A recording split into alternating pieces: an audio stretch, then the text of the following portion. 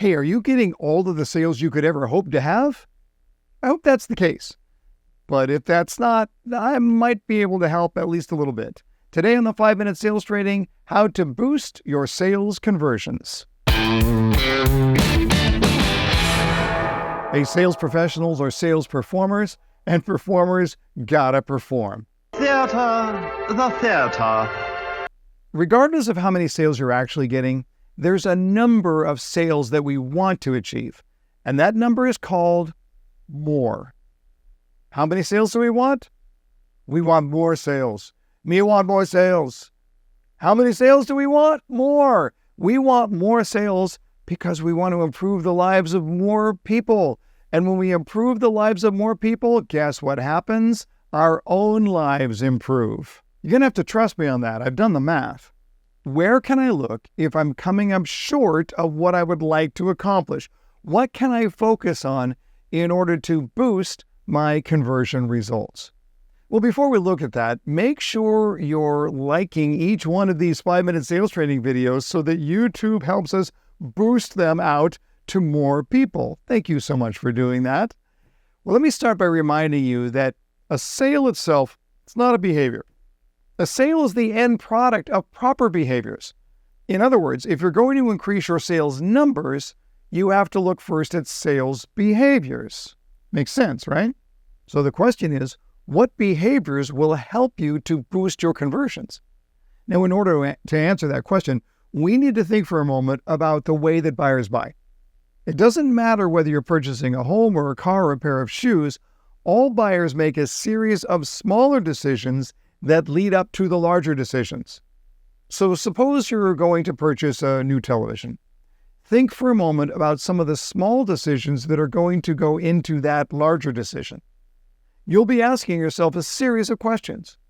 How do I feel about the television I own How much now? do I know about the options that are available to How much me? research do I still need to do? Whose voice do I trust when I shop for a new Do I television? need to go to a specialty store? Or can I buy it at Costco? How big is this space where that television is going to fit? What are the features that I'm going to be looking for in the new How do I TV? make sure that I get something that isn't technically outdated a month after I purchase And how it? do I even know the right price for a brand new television? It's a lot of questions. I'm already mentally tired.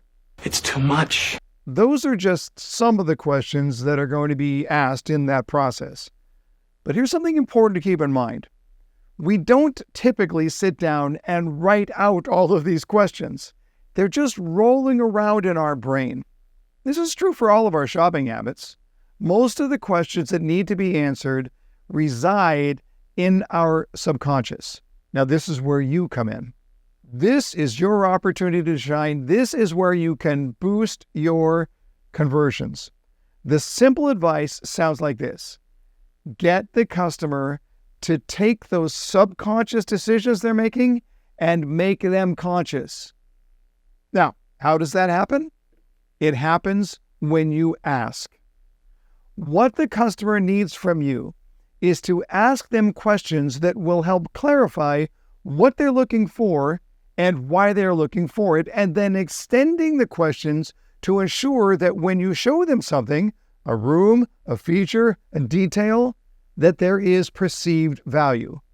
That is, they have to agree all along the way that they see the value in what you are showing them. Now, in sales, we often use the term closing. I rather prefer the term agreement. Closing is something that sounds like something you could do to a customer. An agreement is something you do with the customer. But here's the key, and this is critical. Pay attention. Don't miss this.